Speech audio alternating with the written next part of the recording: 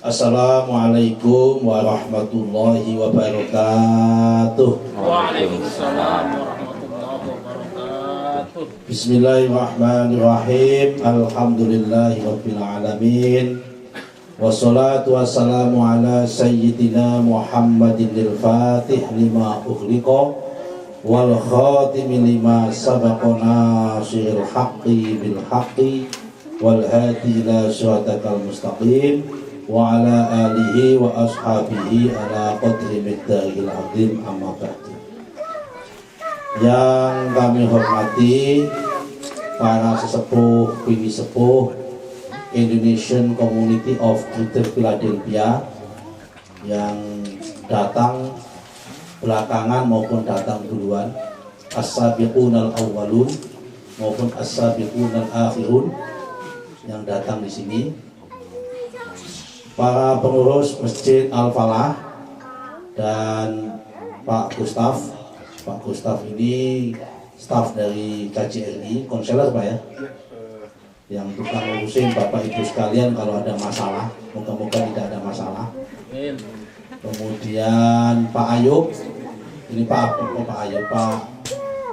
Abun Bunyamin yang kami hormati. Pak Abun ini staf dari Kementerian Luar Negeri, Direktorat Perlindungan Warga Negara Indonesia, yang tukang ngurusin kalau ada warga negara Indonesia bermasalah di mana-mana. Ini Pak, salah satunya Pak Abun Bunyamin. Kalau namamu siapa itu Pak? Gulardi. Gulardi. Oh, Gulardi itu gula ardi, gula bumi. Gula itu manis, ardi itu bumi, itu manisnya bumi. Gulardi ini mahasiswa dari Virginia University, tapi juga staf di Kemenlu, tapi lagi cuti, mendapatkan cuti ya, tugas belajar di sini dari Bapak-bapak, ibu-ibu sekalian. Alhamdulillah saya bisa silaturahmi bersama dengan Bapak Ibu sekalian. Perkenalkan, nama saya Nusron Wahid. Jadi karena nama itu penting untuk dikenalkan. Lebih-lebih kalau pengajian seperti ini atau mau masuk pesantren atau masuk sekolah, kalau di Indonesia itu nama penting. Karena nama itu jadikan prasyarat untuk tes. Biasanya kalau ada orang, namanya siapa? Wadduha, baca dulu surat Wadduha. Langsung dibaca Wadduha wal laili idza saja ma wadda'a rabbuka wa ma qala, ayah masuk, lulus gitu kan. Siapa lagi namanya? Yasin, baca surat Yasin kayak gitu kan. Baca Yasin wal Qur'anil Hakim, ayah lulus kayak gitu. Begitu terakhir namanya, namamu siapa? Toha gitu kan. Wah, ini udah bayangannya mau disuruh baca surat At-Toha, langsung sebut Toha alias Tabat gitu. Nah, itu udah takut kalau disuruh baca Toha, kan panjang surat Toha. Sebut Toha Kiai, tapi nama saya sering dipanggil Tabat gitu kan. Akhirnya yang dibaca surat Tabat gitu. Lulus, dah kasih lulus. Nah, ini nama itu penting. Nama saya Nusron Wahid, orang Kudus. Kudus itu Jawa Tengah, bukan Kudus tetangga Yesus Kudus, bukan gitu ya. Jadi dulu ada cerita Pak tentang Kudus sebelum ini. Dulu almarhum Gus Dur cerita kepada, kalau pas kumpul-kumpul seperti itu, orang Kudus itu infonya banyak pada pindah agama. Kenapa? Dari pindah agama dari Islam ke agama lain, terutama kepada Kristen. Kenapa? Karena semua agama ini dianggap abstrak, kata Gus Dur. Begitu agama ini para mubaliknya cerita tentang Tuhannya masing-masing. Yang kiai ngomong nanti kalau di surga akan ketemu Allah Subhanahu wa taala, membayangkan ini abstrak gitu kan. Begitu ada seorang pastor atau pendeta datang, ya kan, ngomong nanti di surga ketemu dengan Yesus Kudus gitu. Wah, aku pilih ini aja lah, Yesus Kudus, orang Kudus sendiri, tetangga sendiri begitu. Dekat gitu katanya begitu kan, daripada jauh-jauh gitu. Tapi itu tadi canda. Pertama-tama saya mengucapkan syukur alhamdulillah bisa silaturahmi dalam forum ini. Semoga pertemuan ini masuk kategori ayat la khayra katsirin min najwahum illa man amara bi ma'rufin au shadaqatin au islahu bainan nas. Suatu pertemuan, apakah itu pengajian, apakah itu arisan, apakah itu seminar, apakah itu diskusi dan sebagainya, dinyatakan baik itu kalau minimal memenuhi 3 unsur persyaratan. La khayra katsirin min najwahum illa man amara bi ma'rufin. kalau di dalam pertemuan itu ada unsur yang pertama adalah perintah untuk amar ma'ruf, perintah kebaikan. Jadi perintah kebaikan tadi sudah didahului dengan Mas Lutfi, tidak langsung perintah tapi tindakan. Diajak sholat berjamaah. Itu namanya langsung sudah ada amar bil ma'rufin di situ. Itu setiap ada pertemuan apapun pertemuan itu kok ada perintah kebaikan, pasti pertemuan itu baik dan dianjurkan oleh Allah Subhanahu wa taala. Mau pertemuan itu dianggap bid'ah maupun tidak bid'ah, pernah dilakukan pada zaman Rasul atau nggak pernah dilakukan zaman Rasul, selama ada perintah amar ma'ruf pasti itu baik. Yang nomor dua adalah au-sodaqotin, atau dalam pertemuan itu ada sodakohnya. Ada sodakohnya pasti baik. Tadi saya masuk ke belakang, pasti ada sodakohnya, udah ada makanan di situ.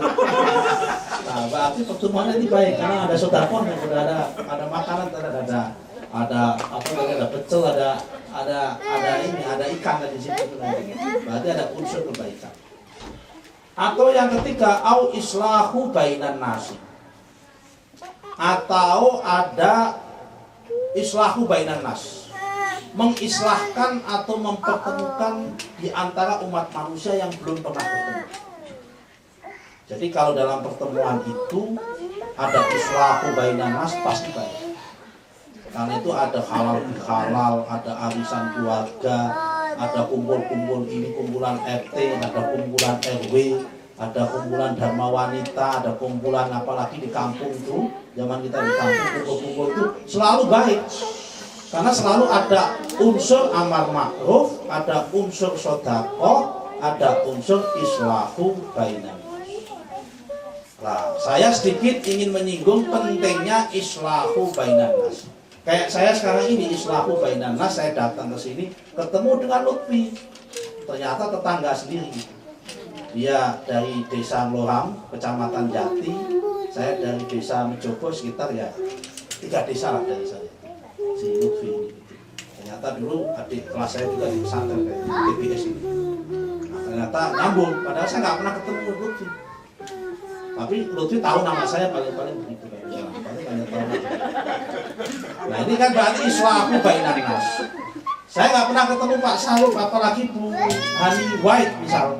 Tadi setiap pertemuan di kedutaan itu konsen saya nanti pasti masih sana ketemu Bu Hani, itu pasti akan konsen terhadap dunia kewarganegaraan. Setiap ada kumpul-kumpul selalu Bu Hani disebut.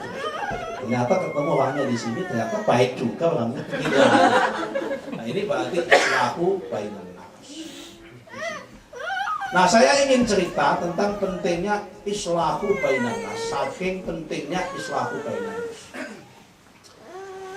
Orang untuk mengislahkan 2 orang manusia atau islahu bainan nas, untuk mencapai perdamaian manusia, itu diperbolehkan bohong.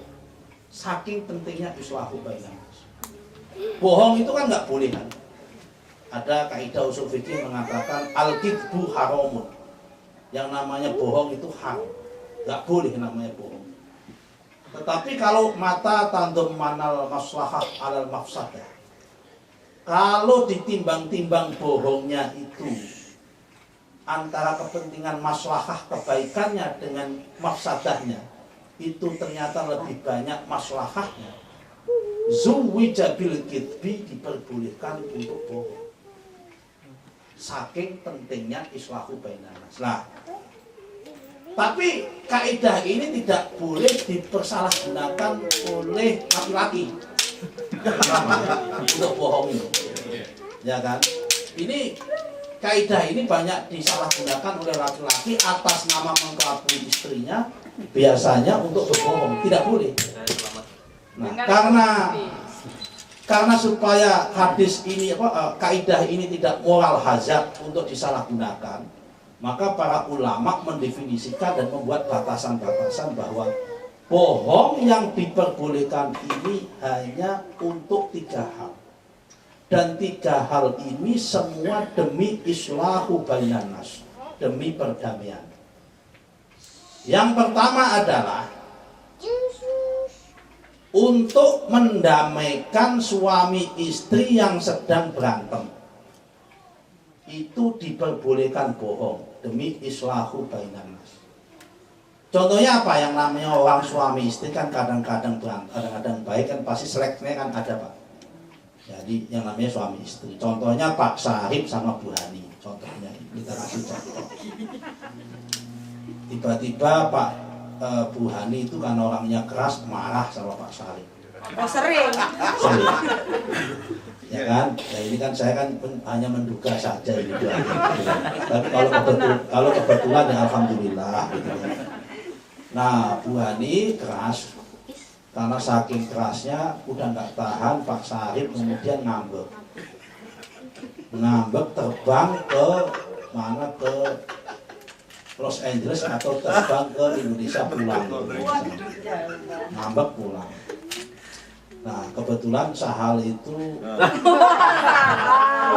sudah selesai kuliah, Sahal sudah selesai kuliah, kemudian pulang ke Indonesia. Ketemu dengan Pak Sarip itu. Masya Allah, Pak Sarip, assalamualaikum, waalaikumsalam. Saya sebelum pulang kemarin 6 kali saya ketemu Mbak Hani itu. Kenapa titip salam sama Pak Sarip? Kangen sekali, sangat setiap ketemu tuh menyesal sekali Mbak Hani. Nah kemudian terus gimana? Nah, Pak Saripnya bilang begitu. Nah terus saya dikasih pesan kalau bisa Pak Sarip tuh segera pulang balik ke Philadelphia. Dia tuh sendirian, kayak butuh sekali kehadiran Pak Sarip gitu. Padahal Mbak Hani nggak pernah ngomong ke Sahal. Sahal inisiatif sendiri bohong untuk itu. Nah sebaliknya ketika balik ke sini tetap ternyata Pak Sarip nggak mempan, digituin. Nah gantian inisiatif Sahal balik ke sini ada kesempatan membohongi lagi. Mbak Sarip, Mbak Hani, saya kemarin di Indonesia ketemu Pak Sarip. Ya Allah menyesal sekali. Dia tuh pengen balik ke sini tapi nggak punya tiket. Nah terus gimana? Nah ya dikirimin tiket, dia pengen balik gitu. Nah ternyata dikirimin tiket balik beneran. Padahal Pak Sarip nggak pernah ngomong ke Sahal, Sahal nggak pernah, Mbak Ani nggak pernah ngomong ke Sahal, tapi terjadi ini. Nah bohong seperti ini demi islahu bainan nas juga diperbolehkan. Minta tiket Mas Sahal. Itu saking pentingnya islahu bainan nas, pentingnya kumpul-kumpul seperti ini. Itu demi islahu bainan nas. Nah parameter yang kedua selain untuk mendamaikan tadi keluarga suami istri yang mau ini, yang mau bertikai, juga boleh mendamaikan teman, sahabat yang sedang bertikai, juga sama. Jadi misal contohnya si Gularti ini sahabatnya sama si Abdul Bunyamin, apa Mbak Cut itu berantem dengan Mbak Hani kan, Mbak Cut. Mbak Hani orang Betawi, Mbak Cut orang Aceh, berantem gitu Sama-sama panas. Sama-sama panas begitu. Nggak ketemu gitu. Lagi-lagi Sahal mengambil peran. Sahal. Salah nih jadi Sahal. Kebetulan Sahal itu ulang tahun. Kemudian ulang tahun ngundang Mbak Hani. Mbak, aku mau ulang tahun, datang ke rumah tak traktir makan. Saya mau. Tapi syaratnya satu ya, si Cut jangan diundang gitu. Nah. Oke, ya udah nggak apa-apa, Cut nggak saya undang begitu. Nah, kemudian ketemu Cut juga.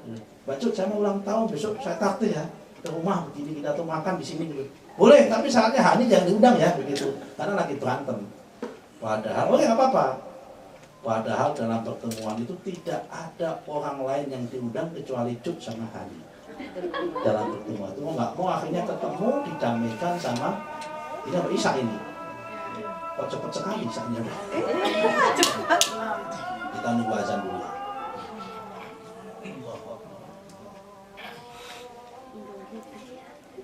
Allah. Masih ada azan. Ini adanya terus sama terus. Enggak, apa-apa aja. Itu ada nabi cuma Allah. Pikir ini tadi azan di masjid sebelahnya. Karena masjidnya cuma satu, makanya kita tunggu. Sebenarnya gereja pasti. Ya. Baik. Nah, yang nomor 3, ya kan? Bohong yang nomor 3 itu juga demi islahu bainan nas. Apa itu? Ketika dalam kondisi perang, melindungi orang banyak. Misal ada tentara Indonesia waktu zaman dulu perang, melawan penjajah Belanda, ada pasukan Pangeran Diponegoro ketangkap. Ketika ketangkap kemudian ditanya oleh penjajah Belanda, pasukan Diponegoro di mana? Nggak tahu. Pasukannya Imam Bonjol di mana? Nggak tahu. Padahal dia tahu. Nah, bohong yang seperti itu diperbolehkan untuk national interest atau kepentingan bersama. Itu diperbolehkan. Semua itu untuk islahu bainan nas. Lah padahal pertemuan ini itu tidak bohong, ada islahu bainan nas. Uang untuk kepentingan islahu bainan nas itu bohong aja diperbolehkan, apalagi ini islahu bainan nas, kumpul-kumpul seperti ini. Saya yakin pertemuan semacam ini akan mendapatkan berkah dari Allah Subhanahu wa taala. Karena ada 3 unsur tadi, ada amal ma'ruf nahi mungkar, ada sedekahnya, ada islahu bainan nas atau mengislahkan atau silaturahmi antara satu dengan yang lain. Apalagi namanya silaturahmi, silahkan nyambung, rahim kasih sayang, nyambung kasih sayang. Kalau nggak ada kasih sayang, nggak mungkin ada sedekah. Kalau nggak ada kasih sayang, nggak mungkin ada apa ini? Nggak mungkin ada, mungkin kira-kira. Nah, ini namanya kasih sayang kan begitu. Silaturahmi, sila itu nyambung, ar-rahim itu kasih sayang. Biasanya kalau sudah silaturahim, karena itu silaturahim kalau ada acara, kemudian kalau lebaran dulu halal bihalal ditutup dengan ramah tamah, ya kan? Ramah tamah itu bahasa Indonesia kan? Ramah tamah itu terbuat dari bahasa Arab yang artinya rahmatun tamatin. Disingkat ramah tamah. Rahmah itu kasih sayang, tamatun yang paling sempurna. Jadi puncak kasih sayang itu kenapa Idul Fitri atau itu karena ada ramah tamah. Karena itu adalah puncak kesempurnaan disebut dengan ramah tamah. Jadi kalau ada tutup dengan acara selanjutnya adalah ramah tamah, itu adalah puncak kesempurnaan biasanya makan. Nah kan begitu kan. Jadi puncak kesempurnaan kasih sayang adalah makan. Itu yaitu ramah tamah. Bapak Ibu sekalian, saya ingin pertemuan singkat ini saya akan belajar tentang sesuai dengan topik Islam rahmatan lil alamin di Indonesia. Saya akan mengutip 1 ayat saja. Yang ayat ini kalau kita jelaskan nanti kira-kira ya setengah jam selesai. Bapak Ibu sekalian, percayalah bahwa Islam masa depan peradaban Islam di dunia itu puncaknya akan jatuh ke Indonesia. Peradaban Islam tidak akan jatuh di Timur Tengah lagi. Peradaban Islam tidak akan jatuh di Arab Saudi. Peradaban Islam tidak akan jatuh di Qatar. Peradaban Islam tidak akan jatuh di Lebanon. Peradaban Islam tidak akan jatuh di Syria yang perang tiap hari sama Irak. Tidak akan jatuh di Turki, tidak akan jatuh di Mesir, tapi peradaban puncak peradaban Islam, kejayaan Islam abad modern ini akan jatuh di Indonesia. Apa dalilnya? Dalilnya Al-Quran. Apa ayatnya? Ayatnya adalah surat Al-Ahzab, surat Al-Fatih yang terakhir. Saya bacakan ayatnya. Muhammadur Rasulullah minasyaitonirrajim. Bismillahirrahmanirrahim. Muhammadur Rasulullah walladzina ma'ahu asyiddatu 'alal kuffar ruhama'u bainahum tarahum ruk'an sujjatan yabtaghuna fadlan minallahi wa ridwan simahum fi wujuhihim min atharis sujud. Dzalika mathaluhum fit Taurati wa mathaluhum fil Injili kazar'in akhraja syat'ahu fa'azarahu fastaghlada fastawa 'ala suqihi yu'jibu az-zurra'a liyaghidha bihimul kuffar. Wa'adallahu alladhina amanu wa 'amilus solihati minhum maghfiratan wa ajran 'azima. Al-ayat. Ini ayat Indonesia sekali. Ini ayat memang saya yakin ditujukan kepada umat Islam Indonesia dan bangsa Indonesia. Apa tanda-tandanya? Saya sebelum menerjemahkan ayat ini, saya mau cerita dulu. Tahun 2011, bulan April, 3 bulan setelah saya menjadi ketua umum GP Ansor, saya jadi ketua Ansor itu bulan Januari. Bulan April saya sowan ke kiai-kiai sepuh. Salah satu kiai yang saya datangi pada saat itu adalah Bapak Al-Mukarram Kiai Haji Maimun Zubair, pengasuh pondok pesantren Sarak di Lasem. Pas saya di sana, kebetulan kedatangan tamu. Tamu itu datang ulama besar, mufti besar dari Suriah. Namanya siapa? Terkenal, nanti lihat di Google. Namanya adalah Asy-Syaikh As-Sayyid Ramadan Al-Buti. Itu ulama besar. Orang mengatakan bahwa mufassir pada abad ini, ahli tafsir pada abad ke-15 ini ya, As-Sayyid Ramadan Al-Buti. Orang Suriah, rahimahullah, karena sudah wafat, rumahnya dibom oleh pemberontak di Mesir, di Syria. Meninggal pada tahun 2012. Meninggal, rumahnya hancur karena dibom oleh pemberontak ISIS. Nah, beliau sendiri ketika ditanya apakah bersikap mendukung Bashar Assad atau tidak, beliau tidak mengaku, bukan bagian dari pendukung Bashar Assad, juga bukan bagian dari pendukung ISIS. Karena tidak menjadi pendukung Bashar al-Assad, tidak menjadi pendukungnya ISIS di Suriah, maka dimusuhi dua-duanya. Ketika datang ke pesantren, keliling ke Indonesia, salah satunya ceramah di kampusnya Abun, di UIN Ciputat, juga ceramah di UIN Sunan Kalijogo, juga ceramah di Masjid Sunda Kelapa. Begitu saya ketemu sekali, langsung saya ikutin terus orang ini selama di Indonesia. Saya tertarik. Apa isi ceramahnya? Menerjemahkan ayat ini, Muhammadur Rasulullah. Menurut beliau, ayat ini menggambarkan tentang sejarah, bahwa sejarah peradaban Islam itu dibagi menjadi 7 fase.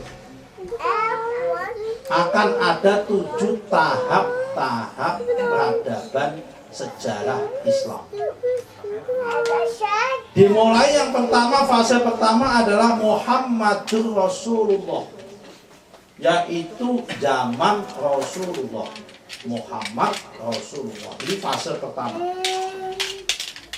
Jadi tapakan sejarah peradaban Islam pertama kali adalah zaman Rasulullah selama 23 tahun. Kenapa disebut 23 tahun? Karena Rasulullah itu diangkat menjadi Rasul umur 40 tahun, wafat 63 tahun, berarti 23 tahun. Dengan segala tahapnya, ada zaman di Mekah dan ada zaman di Madinah. Ada zaman sebelum hijrah dan ada zaman setelah hijrah. Ada zaman ketika dakwatus sirri atau dakwah dengan cara tersembunyi, rahasia, atau dakwatul jahri atau dakwah dengan terang-terangan.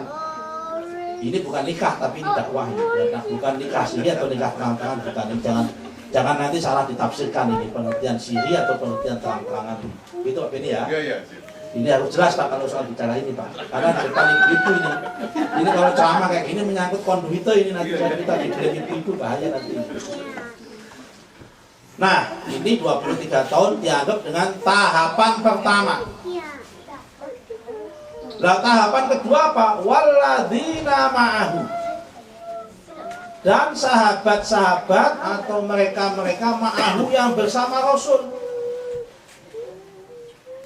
Sayyid Ramadan Al-Buti menafsirkan walladzina ma'ahu, ini tahapan kedua adalah zaman Khulafa'ur Rasyidin. yaitu zaman Khalifah 4. Ada Abu Bakar, ada Umar, ada Utsman, ada Ali. Khalifah 4. Berapa tahun ini? Abu Bakar 2 tahun, 40 tahun ya semua. Ada 40 tahun.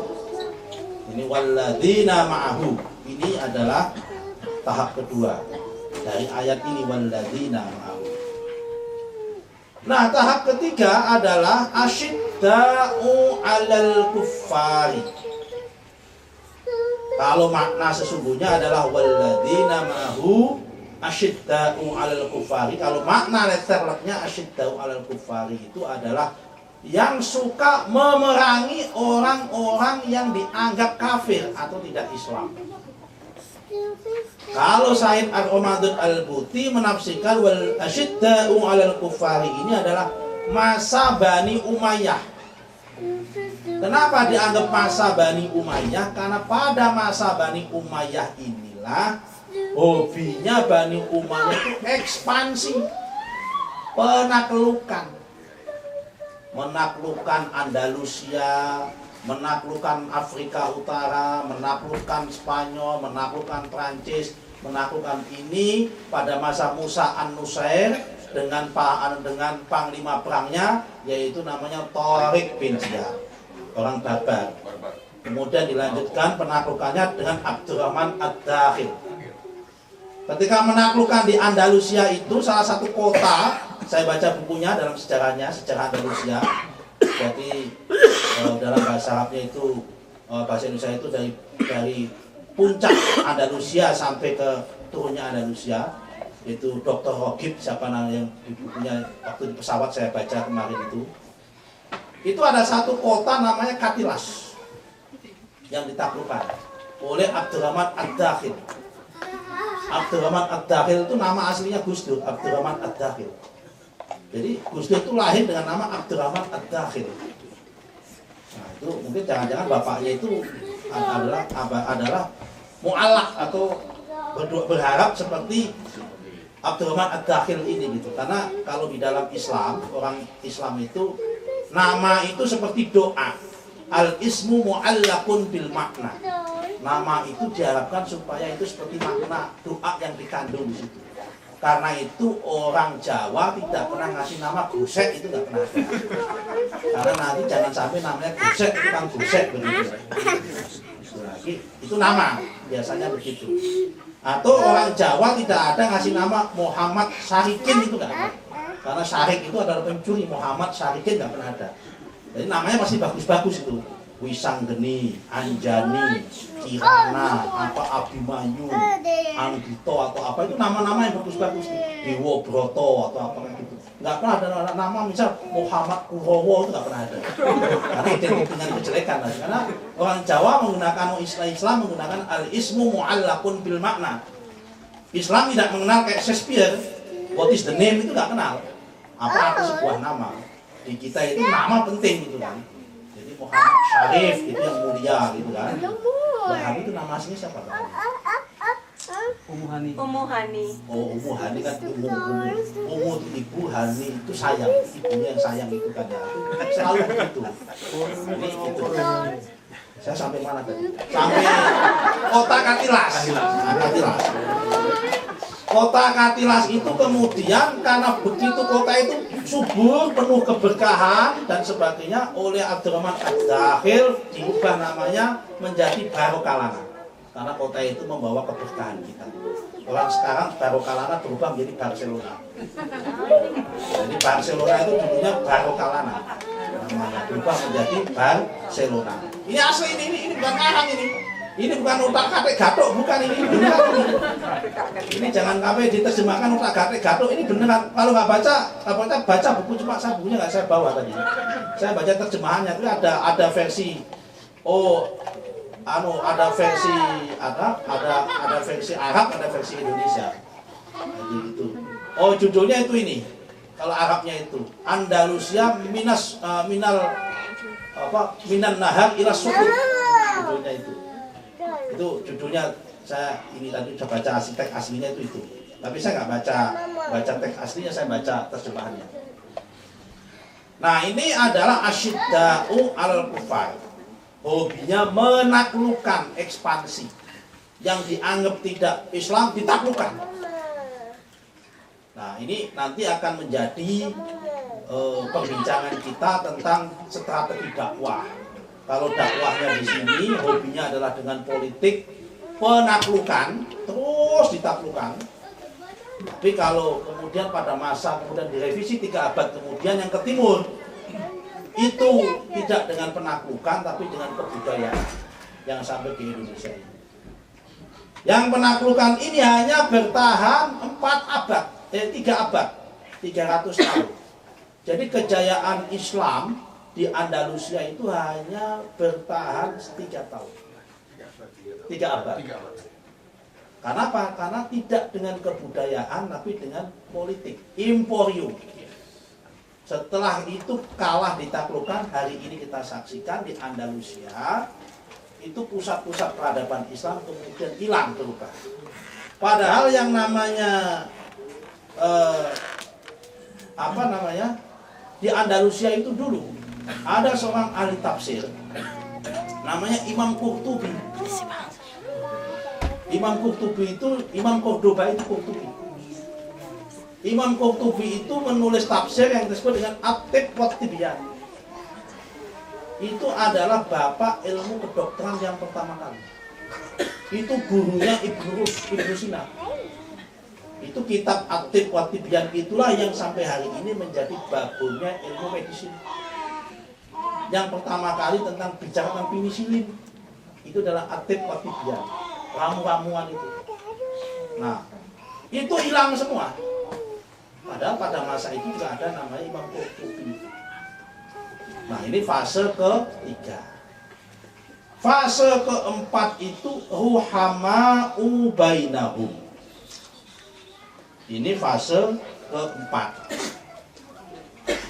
Zaman sahabat, masih zaman sahabat tabi'in, ruhama'u bainahum, yang hobinya itu kasih sayang, membuat perdamaian dan perjanjian-perjanjian. Para ahli sejarah, terutama Sayyid Ramadan Al-Tuti, menerjemahkan, menafsirkan ayat ini adalah frase ini adalah Bani Abbasiyah. Baghdad. Karena pada Bani Abbasiyah ini ruhama'u bainahum penuh dengan kebudayaan, penuh dengan perjanjian-perjanjian dagma, tidak lagi ekspansi yang diutamakan tapi perdagangan, karya-karya kebudayaan. Karena itu Baghdad dulu sangat terkenal sebagai kota New York-nya pada abad itu adalah Baghdad, bukan New York-nya bukan di sini. Pada tahun abad 11, abad 12 itu New York-nya itu adalah pusat peradaban itu di Baghdad. Tetapi apa yang terjadi di Baghdad itu hancur pada tahun 1258. Hancurnya bukan karena apa-apa, karena korupsi dan ketidakadilan. Kemudian hancur, yaitu pada tahun 1258. Ini fase ke-4. Fase ke-5 itu adalah tarohum ruk'an sujatan yabtaguna fadlan minallahi wa ridwana. Itu fase akhir Bani Abbasiyah sebelum rontok, yang diimbangi dengan banyaknya tumbuhnya ilmu pengetahuan dan tumbuhnya para kaum sufi. Tarohum ruk'an sujatan, ya kan, tukang ruku sama sujud, ya betahuna fadlan minallahi wa ridwana, hanya semata-mata mengharapkan ridho Allah. Itu adalah para kaum sufi. Inilah zamannya Imam Ghazali, Imam Ibnu Ghazali sama Al-Junaidi sama imam-imam ini tasawuf. Ini di sini. Banyaknya ini Ibnu Sina, ini ada di sini. Adalah fase yang nomor 5. Pada fase itu. Tarohum ruk'an sujatan yabtaguna fadlan minallahi wa ridwana. Ini fase ke-5. Di situ ada fase ilmu pengetahuan dan fase tentang tasawuf. mulai munculnya Imam Bukhari, Imam Muslim itu ya pada fase ini. Jadi kalau katakanlah ada hadis mengatakan rawahul Bukhari, rawahul Muslim, itu Bukhari itu bukan sahabat Nabi. Imam Bukhari itu bukan sahabat Nabi. Bukhari itu adalah fase-fase di sini. Dan sekali lagi Imam Bukhari itu bukan orang Arab. Imam Muslim itu bukan orang Arab. Dari Imam 6 yang dikatakan dianggap sahih oleh perawi hadis, kan ada Bukhari, Muslim, Ibnu Majah, Abu Dawud, Nasai, satu lagi siapa? Tirmidzi. Itu yang Arab hanya 2. Imam Bukhari itu adalah orang Kazakhstan. Bukhari. Imam Muslim juga sama. Imam Muslim orang Persia. Bukan orang Arab. Jadi yang namanya dari dulu Islam itu tidak hanya Arab. Sahabat-sahabat Nabi itu juga tidak hanya Arab. Ada sahabat Nabi itu sahabat Bilal. Bilal itu orang Kenya, orang Ethiopia. Dari situ itu masih saudaranya Obama mungkin itu. Saudaranya Obama itu. Kemudian ada lagi, dan sahabat Bilal itu mempunyai keistimewaan. Saya ingin cerita sedikit salah satu, karena ini mumpung Maulid, bulan Maulid. Salah satu keistimewaannya sahabat Bilal. Ini saya sedikit lompat di sini dulu ya. Agak sedikit lompat dulu ini. Nanti kembali ke laptop nanti ini supaya ya agak ingat-ingat waktu juga, memperpanjang waktu ini. Sahabat Bilal itu kan mempunyai keistimewaan adalah suaranya bagus. Betul kan? Dan hanya sahabat Bilal itulah yang dikasih kepercayaan oleh Rasulullah untuk azan di Madinah. Yang lain nggak boleh ikut azan. Hanya sahabat Bilal. Dan ketika Bilal itu azan, semua orang itu bergetar. Kemudian masjid itu ramai. Zaman Bilal itu azan. Bahkan ada konon orang itu bisa masuk Islam hanya karena mendengarkan suaranya Bilal pada zaman Rasulullah. Tetapi apa yang terjadi? Satu tahun setelah Nabi wafat, Bilal itu tidak mau azan lagi. Karena Bilal tidak mau azan lagi, dampaknya satu. Masjid Nabawi jamaah yang begitu azan biasanya zaman Rasul itu penuh, ini tiba-tiba kurang. Yang biasanya jamaahnya 15 soft atau 10 soft, tinggal sepertiga, sepi. Jadi Mas Adit, jangan sedih Mas Adit. Kalau Mas Adit itu dulunya menjadi pengurus masjid, awal-awal rame, begitu Mas Adit lengser kemudian agak sepi, itu biasa Mas Adit. Lagi Mas Adit. Mas Adit itu biasa Mas Adit. Dari zaman Rasulullah sudah ada begitu. Jadi kalau nanti tiba-tiba dulunya kan misal dipimpin oleh siapa di sini Mas Adit rame gitu. Tiba-tiba nanti Mas Adit pergi pindah ke Los Angeles atau pindah ke mana gitu, sepi, itu sudah biasa. Kan kalau kita di kampung Pak, dulu ada masjid dipimpin kiai siapa begitu kan, rame gitu kan, begitu kiainya wafat kemudian sepi kan, ada kan. Jangan kaget, biasa. Itu biasa. Zaman Rasul juga begitu. 1 tahun setelah Rasulullah itu wafat, jamaah juga sepi. Umat Islam juga kembali pada masa itu dablek lagi, bandel lagi. Kalau dulu zaman Rasul begitu ada azan, warung-warung ditutup langsung jamaah, ini masih jualan. Nah, itu masih ada juga. Saking gelisahnya karena masyarakat makin hari makin sepi, syiar agama sepi, maka berundinglah para sahabat itu dipimpin oleh Khalifah Abu Bakar. Itu berunding, ini gimana caranya membangkitkan spirit daripada kehidupan syiar keagamaan lagi di sini supaya ramai lagi. Maka salah satu ide muncul dari Sayyidina Ali karramallahu wajhah. Ya Umar, Khalifatullah, saya usul Ini sudah setahun ini saya amati yang menjadikan sepi. Karena Bilal ini ngambek gak mau adzan lagi. Bagaimana caranya supaya Bilal ini bersedia azan lagi? Oh ya benar juga ya gitu. Maka diutuslah pertama kali Sayyidina Umar untuk nemuin Bilal. Maka datanglah Umar bertemu dengan Bilal. Yang namanya Umar kan orangnya keras. Ya Bilal, lu mau nggak lu adzan, lu gaya banget, lu nggak mau adzan lagi dah. Kasarannya gitu dah. Kalau jawab bilang kurang ngajar apa mungkin. Wah ya adzan ya orang ini ngambek lah enggak. Ya kan begitulah kira-kira begitu. Namanya juga Sayyidina Umar kan agak keras kan beliaunya gitu. Biasanya begitu. Apa jawaban Bilal ketika digituin sama Sayyidina Umar? Ya Umar, ente belum masuk Islam, aneh udah masuk Islam. Umar, kamu itu belum masuk Islam, ente masih musuh Rasulullah, aneh udah jadi sahabatnya Rasulullah. Terus maksudmu apa? Saya nggak mau lu perintah, nggak mau dia, nggak mau perintah.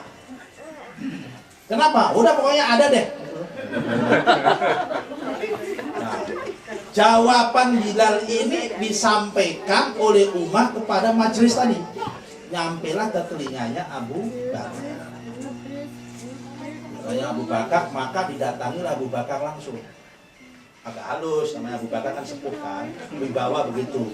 Bilal, saya dengar kamu sekarang nggak mau azan, ada apa?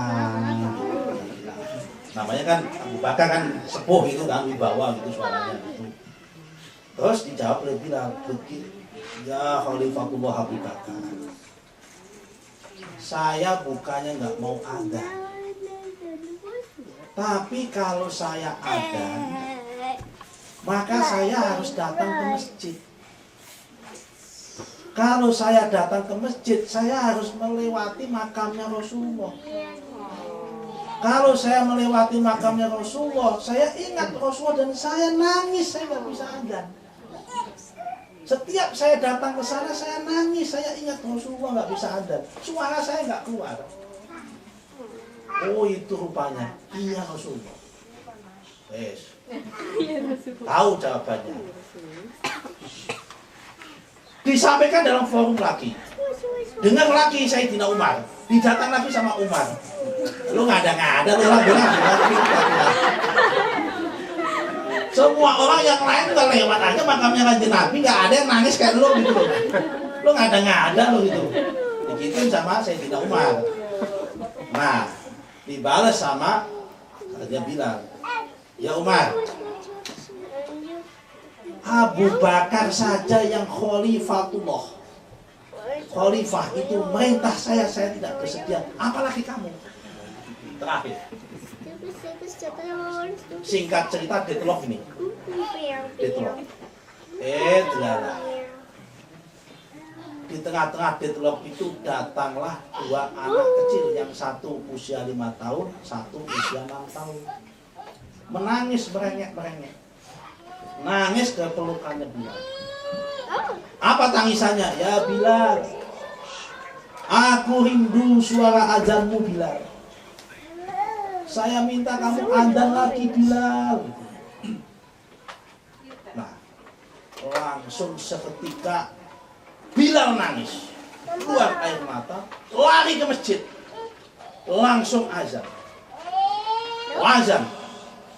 Dan ketika azan itu dibacakan, orang-orang itu, sahabat-sahabat di Madinah itu horeg semua. Horeg itu bahasa Indonesianya apa ya? Geger, gempar. Gempar.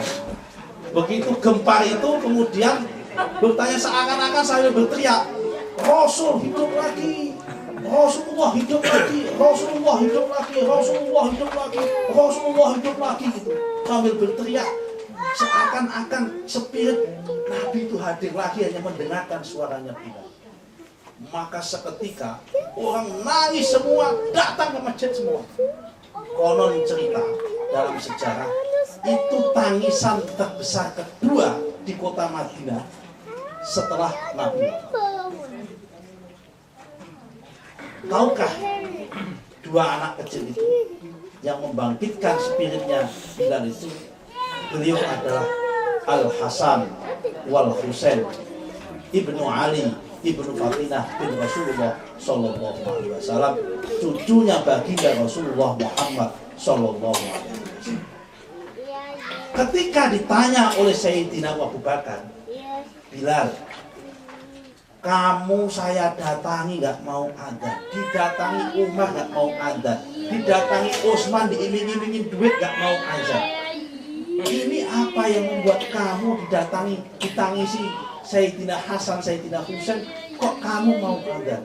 Ya Abu Bakar Khalifatullah, begitu saya peluk, begitu saya ambil di pundak saya pegang salaman saya Hasan sama Husain, begitu saya peluk, begitu saya salaman, terasa mengalir darahnya Rasulullah, mengalir di dalam darahnya ini.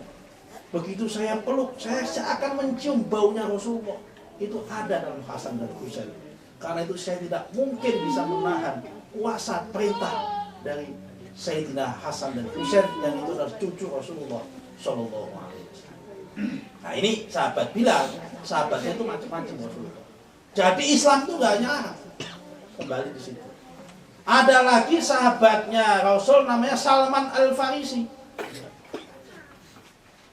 Salman Al-Farisi orang Persia. Oleh Rasulullah pernah dikasih kesempatan menjadi panglima perang, yaitu perang Tabuk. Bahkan saking istimewanya Salman Al-Farisi ini, Rasul pernah bersabda, Salmanu min ahli. Salman itu seperti keluargaku sendiri. Jadi Pak Beni, yang namanya Islam itu rahmatan lil alamin, sudah dicemuk. Islam itu multikultural, Islam itu multi etnis, Islam itu tidak hanya Arab. Sudah pernah dicontohkan oleh Rasulullah di sini, terbukti bahwa sahabatnya Rasulullah itu adalah ada dari Paris, ada dari Ethiopia, dan tidak ada datang dari Arab, dari beragam suku. Jadi karena itu kalau ada Islam Indonesia, Islam model budaya Nusantara dan sebagainya, itu bukan berarti itu barang baru. Dari zaman Rasulullah itu dulu sudah pernah ada. Nah ini sedikit tadi lompat. Jadi memang begitu banyak cara spirit menghadirkan Rasulullah, banyak. Salah satunya dengan tadi, dengan azannya Bilal itu bisa membangkitkan spirit syiar Rasulullah Shallallahu Alaihi Wasallam. Nah ini karena bulan Maulid Nabi itu salah satunya fungsi Maulid Nabi itu adalah membangkitkan spirit itu. Ada satu lagi cerita tentang Saladin, Sultan Saladin. Sultan Saladin itu perang salib yang kedua kan kalah. Yang namanya orang kalah, Bapak Ibu sekalian, kalau yang baru meninggalkan Indonesia, yang namanya kalah itu lemes. Apalagi kalah pilkada, kalah pilihan lurah itu lemes. Tapi kalau menang, apalagi kalau waktu jagoan lurah jagonya menang itu kan sampai tempat kan masih dangan, oh piye jagoku piye menang kan gitu. Itu kan. Kalau kalah kan langsung rumahnya sepi, lampunya mati. Kalau calon kepala desa itu kan langsung sepi. Nah, itu kalah. Karena kalah down. Spiritnya turun. Bagaimana caranya Saladin atau Salahuddin Al-Ayyubi membangkitkan spiritnya lagi? Membuat lomba puji-pujian kepada Rasulullah Shallallahu Alaihi Wasallam. Lomba puji-pujian. Dan pemenangnya lomba puji-pujian itu adalah sholawat berjanji. Itulah pertama kali munculnya berjanji. Karena berjanji itulah kemudian diwajibkan oleh Salahuddin Al-Ayyubi untuk dibaca di masjid-masjid dan di rumah-rumah, muncul spirit lagi. Jadi berjanji itu adalah membangkitkan semangat spirit untuk mau perang lagi gitu, atau untuk mau bekerja lagi begitu. Semangat lagi. Nah sejak saat itulah maka yang namanya muncul peringatan Maulid Nabi itu dalam pembagian spiritnya Nabi itu ditradisikan zaman Salahuddin Al-Ayyubi itu. Nah, tapi sesungguhnya spirit maksudnya bukan dalam spiritnya dalam membangkitkan seakan-akan Nabi hadir lagi. Ada dengan azannya Bilal, ada dengan berjanji ini adalah seakan dalam konteks revivalisme itu loh. Kalau dalam bahasa itunya revivalisme itu. Nah, ini fase yang kelima tadi. Itu adalah fase kaum sufi, Imam Ghazali, Ibnu Sina, Ibnu Rus dan sebagainya, termasuk logaritma, algoritma itu ada di sini. Aljabar, algoritma itu orang Rusia. Nah itu Muslim, itu ada di fase abad ini, yang kelima. Yang nomor 6, fase yang nomor 6, nanti yang ketujuh sampai Indonesia. Yang nomor 6 itu muncul di tanda-tanda ayat simahum fi wujuhihim min asaris sujud. Para Sayyid Ramadan Al-Buti menafsirkan fase simahum fi wujuhihim min asaris sujud adalah Turki Utsmani atau Ottoman. Kenapa dikatakan Turki Utsmani? Karena fi wujuhihim min asasimahum fi wujuhihim min asaris sujud. Lambang kebesaran umat Islam itu ditandai dengan ini loh, jidatnya itu sujud.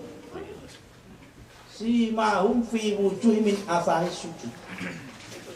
Karena lambang ini sujud, maka zaman Turki Utsmani masjid itu diperbanyak dan bagus-bagus. Kemegahan umat Islam dinilai dengan kemegahan masjidnya. Sampai sekarang masjid muncul di mana-mana.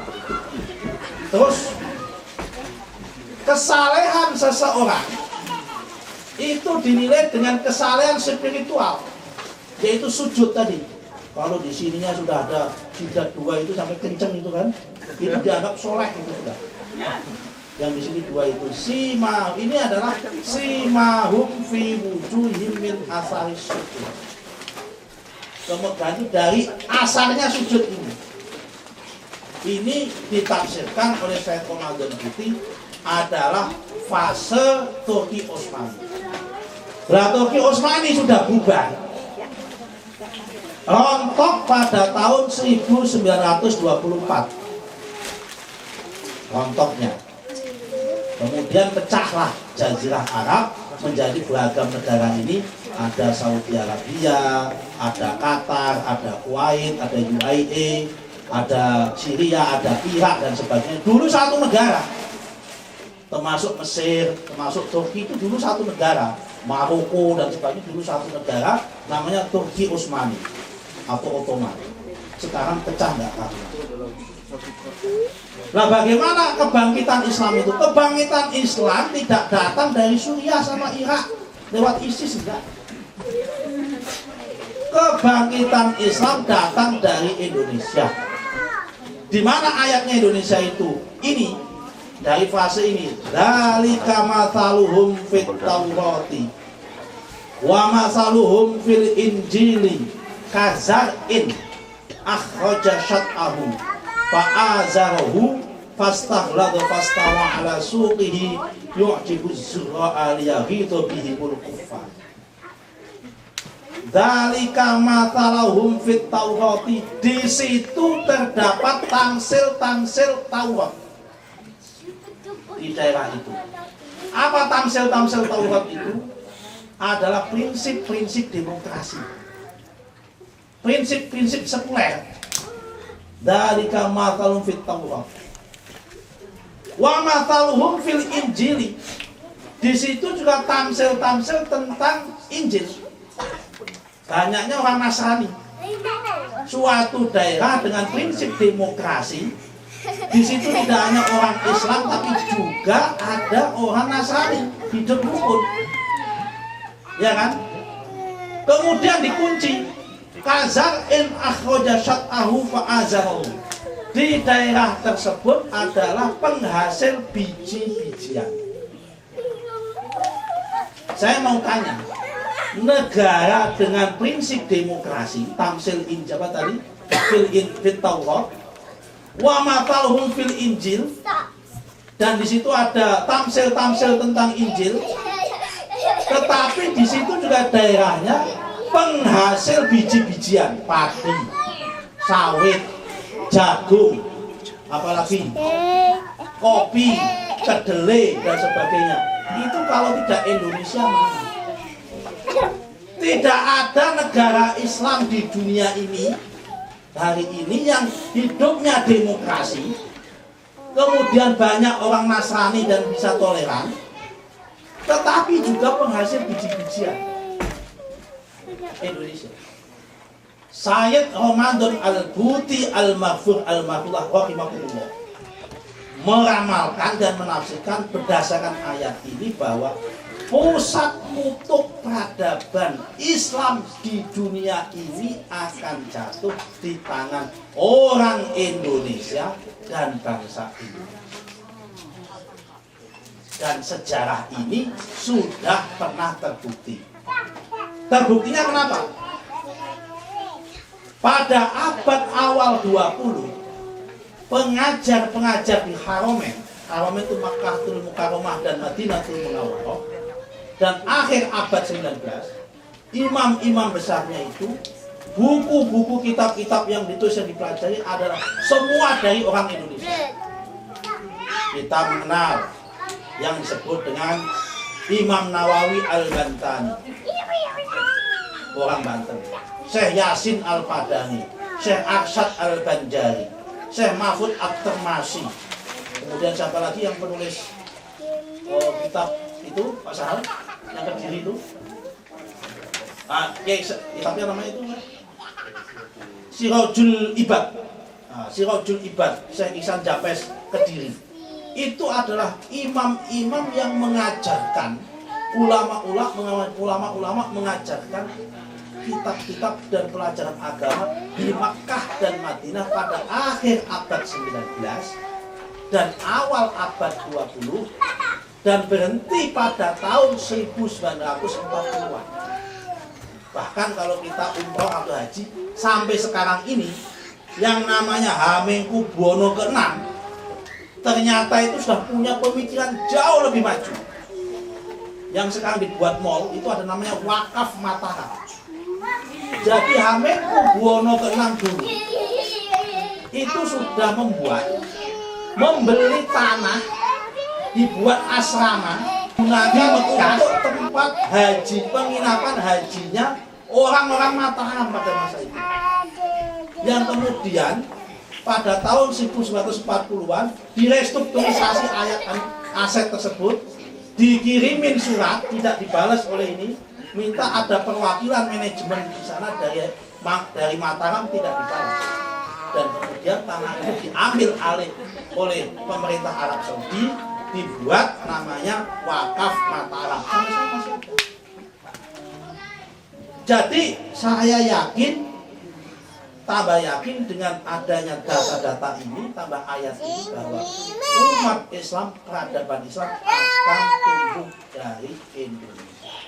Karena itu Bapak Ibu sekalian yang ada di Philadelphia ini, saya pesan hanya satu: pertahankan model Islam dengan tradisi Indonesia ini.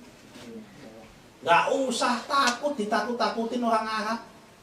Dikatakan Islamnya bid'ah, nanti masuk neraka, sama-sama gak pernah tahu neraka.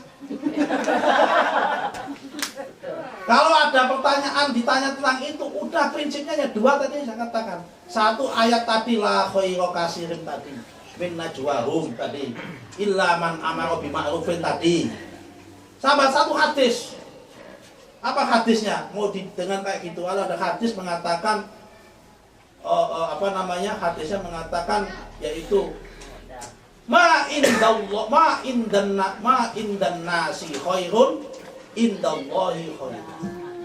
Segala sesuatu itu yang di mata umat manusia baik, di mata Allah baik. Jadi artinya apa? Kalau kita mengamalkan sesuatu, kesepakatan sesuatu itu di mata kita baik, di mata Tuhan itu baik. Gak usah takut untuk itu.